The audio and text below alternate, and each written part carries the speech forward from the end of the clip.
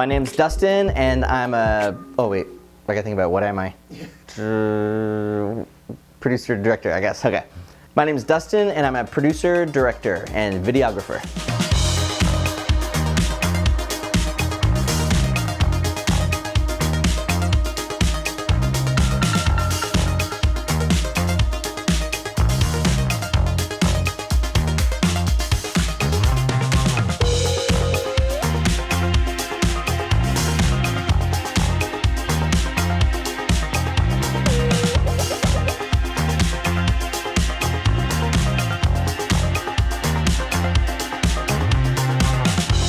I got started doing video work basically when I was a little kid. I mean, I used to borrow my uncle's big video camera, the VHS camera that sits on your shoulder. I just always had a love for making little music videos and home videos with my sisters and cousins, so I've kind of done it forever. But professionally, I got into doing freelance animation in the early 2000s. I was doing a lot of animation for a site called newgrounds.com. This is before YouTube even existed. Had some viral hits there, and then managed to do that while I had a full-time regular job and transitioned that into TV work. So I worked for an animated TV show for Al Gore's network called Current TV for about 4 years. So that was kind of my first big transition into really just doing something creative professionally full-time.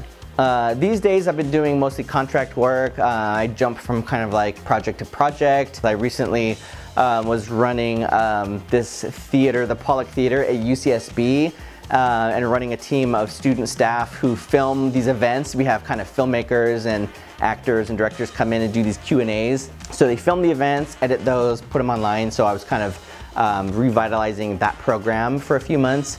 I also ran post-production on a web series that hasn't come out yet with a fun comedian from SNL. I probably can't say who yet. Just fully from home, just editing and doing post-production with the team of people that I put together that I worked with before. But it's kind of random. I do a lot of just YouTube videos on my channel also in the meantime. That's sort of my side hustle. So how I first got into YouTube was that I was working on the animated show. It was called Super News on Current TV, and that was right when YouTube basically came into existence. And I was really grateful to be in the entertainment industry and be in animation full time, but I saw people starting to really have fun doing little short videos on YouTube and starting to go viral and all that stuff. And I'm like, man, that's my jam. That's what I used to do in high school, junior high. So when that show ended after 4 years, which is a good run, I immediately bought myself a little digital camera with little mini DV tapes and was like, I'm gonna start doing some live action stuff, silly parodies and comedy videos, and get my friends together. So I just started doing those a bunch. But that really led to a variety of different videos, music videos, parodies. Just did stuff on my channel for fun. Whatever I thought was funny or what I thought was cool and interesting, I would just do it. But then basically around 2013, I had done what became a show called Homemade Movies, but at the time it was just a fun video. It was a shot-for-shot recreation of a movie trailer. It was The Man of Steel. That was a really big trailer that came out. And I made that on my YouTube channel just kind of for fun, for free, with some friends. That turned into a series on a channel called Cinefix, and they hired me to just produce it full time, and so that became a pretty long running series. We were able to do it full time. I had a few people working with me entirely at the house. I had a very small house. We were doing it in anywhere we could, in the living room, the dining room, all around the house, just doing one episode per week of these shot-for-shot recreations. That went on for about a year and a half, and it was wild. It was pretty crazy. So that was kind of the big leap into being able to really just focus on YouTube full time.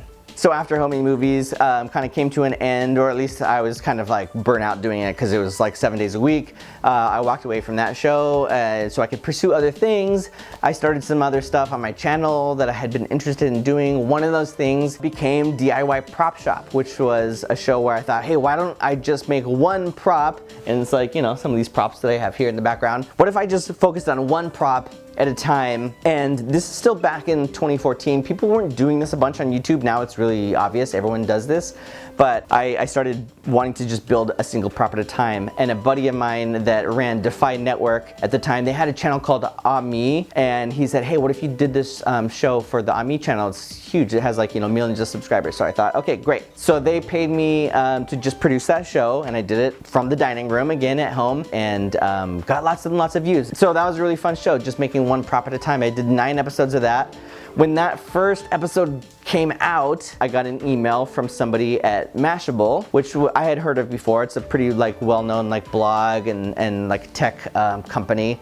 They reached out and said, hey, we're looking to start up some original production. Do you want to come in for a meeting? So at the time I thought maybe I'll do a show for them or 2 shows or something. But when I got home, I got an email and they basically said, hey, would you like to come on board full-time and build this department and run this team? We're looking to create original content, hire the team, build a studio, the whole 9 yards. You'd be the first person in the LA office and you could just kind of run it. And I was like, oh my gosh, okay. So once again, I just kind of abandoned my personal YouTube channel or whatever I was doing at the time, and I came over to Mashable and just built out all new content, original content, so Costume Squad.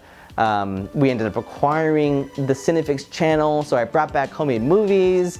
I just was able to work with a team of really talented producers that I hired to create a bunch of content. And for the Mashable channel, I did a really fun show called Scam-A-Lot. I was able to do some of my pet projects as well as producer-director. I did kid stories, I did a show called Toy Shop, and a lot of fun and random videos. But after doing that for a little over 3 years, I had an opportunity to kind of do a similar thing all over again with a company called Jelly Smack, which you might not know them by name, but they ran these top Facebook Watch channels. So it was sort of like taking the original content model from YouTube, but doing it on Facebook Watch, kind of like the same thing.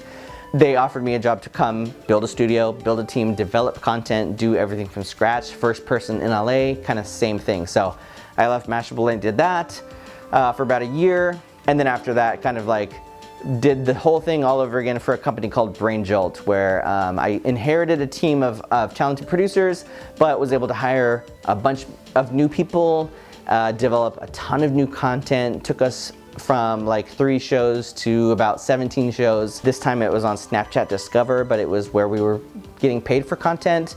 So it's kind of this evolution of from YouTube original content to Facebook Watch, Facebook Live, into Snapchat Discover, which also then kind of split off into all the other platforms running TikTok accounts, Instagram Reels. So it became sort of, if you're doing original production online, you kind of had to be all encompassing on all the social media platforms. So that's basically what I've been doing, kind of leading these departments for these digital media companies for the past 8 years or so. And if you count Homing Movies doing it from home, it's been for about the past 11 years. So in between the sort of full-time jobs where I'm kind of running content for a team, I'm always going back to just making stuff on my YouTube channel, so that way I can kind of gain that following there and make sure that people who just sort of know me for DIY stuff or whatever can kind of follow along with whichever company I end up going to, because inevitably it'll be making a bunch of content and shows for a digital media company and then going back kind of out to just contract work, which then I rely on my own Instagram, my own YouTube, and then I jump back into the big thing. So it's sort of there's highs and lows, but that's the crazy part, is that every time if I'm out of work, I've just put my content out there and I've just made content. And that can be so much more valuable than, I don't know, in this line of work, that can be better than having a degree. It can be better than what your resume is on paper. It's if you're putting content out there in the world and people see it and they find you. And so probably 3 or 4 of the biggest jobs, salaried paying jobs that I've ever had, have come from people finding me from content that I just did for free on my YouTube channel, just because I was pushing content out into the world.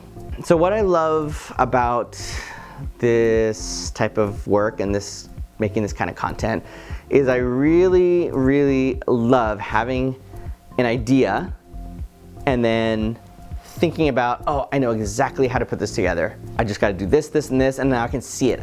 I close my eyes, I can see the finished product, and then once it comes to life, I see it and I go, yes, that was exactly what I was thinking. And that's not always the case. I mean, sometimes it comes out and you're like, okay, we tried our best. Maybe that wasn't what I was going for. But the most satisfying thing as sort of like a producer-director is bringing something to life that was in your head and then seeing it and going, well, for better or worse, that was exactly what I intended to make. That's just the most satisfying thing ever. So my content, as far as the DIY stuff, a lot of it does lean towards like, you know, I've got like, I always go back to Star Wars and like the Marvel movies, which have been epic for the past 10 plus years. So I make a lot of that kind of content. And I think I'm always drawn to that because I grew up with like the original Superman. Like I'm that old where like just the first Superman with Christopher Reeves, I was obsessed with it. And like he's flying and like the costume and like I kind of grew up in that era. I grew up in the 80s. When that was like the coolest thing ever. So that's never left me. So now that we have so much content and so many cool movies and different universes to pull from, no matter what kind of shows I'm creating, I try and at least have some that are rooted in some kind of like what you would just call like geek culture now, to do DIY props, to do stuff like that. Cause I don't know, I just grew up with that for, you know, several decades of my life. It was not cool to be geeky, if that makes sense. It was like, I swear it wasn't until like the 2009, 2010 era when suddenly it was like really cool. If you weren't a jock and you're into nerdy stuff, you were just like a big nerd. All of a sudden it became really cool and I was like, okay, good, because I'm already like firmly rooted in this and I'm into like geeky stuff and now it's the cool way to be, so. I swear, it was like 2008, like literally, when all of a sudden it was like, oh, you go to Comic-Con? That's cool.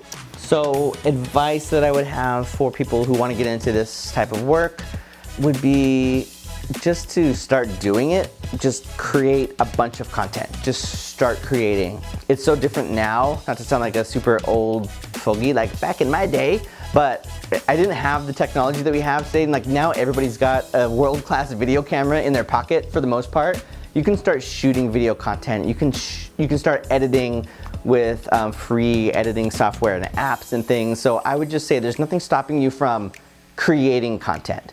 And when I was in high school and I was in the art program, it was kind of like having the sketchbook where you might not be the best artist.